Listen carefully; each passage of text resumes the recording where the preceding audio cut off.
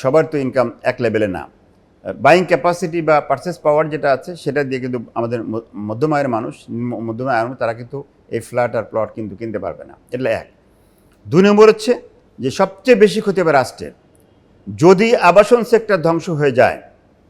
আমি আবারও বলছি, আবাসন সেক্টর যেভাবে চলছে যদি এভাবে চলতে থাকে, গভর্নমেন্ট যদি কোনো কারেকশন না করে, নীতি সহায়তা না দেয়, লোনটা সিঙ্গেল ডিজিটে না আনে, তাহলে এই আবাসন সেক্টর রেজিস্ট্রেশন খরচ না কমায় আবাসন সেক্টর কিন্তু আস্তে আস্তে ধ্বংস হয়ে যাবে। ওদের স্বপ্ন পূরণে পাশে থাকতে পেরে আমরা গর্বিত।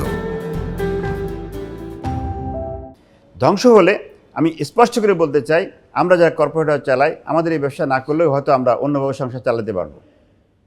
কিন্তু রাষ্ট্রকে বুঝতে হবে এই সেক্টর ধ্বংস হলে রাষ্ট্রের কী ক্ষতি হবে।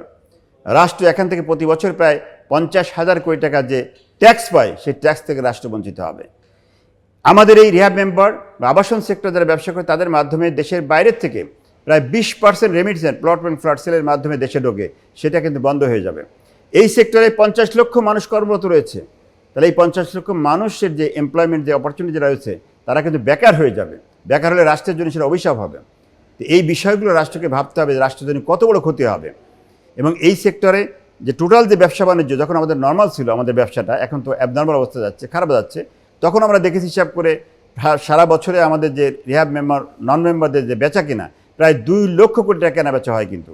তো সেই জায়গা থেকে আমরা দেখেছি যদি এর সেক্টরটা ধ্বংস হয় তাহলে শুধু আমরা ক্ষতিগ্রস্ত হবে না, আবাসন সেক্টর ক্ষতিগ্রস্ত হবে না, এদেশের মানুষ ক্ষতিগ্রস্ত হবে না, আমি বলবো যে রাষ্ট্র এখান থেকে ক্ষতিগ্রস্ত হবে এবং রাষ্ট্র বড় ধরনের ট্যাক্স থেকে বঞ্চিত হবে।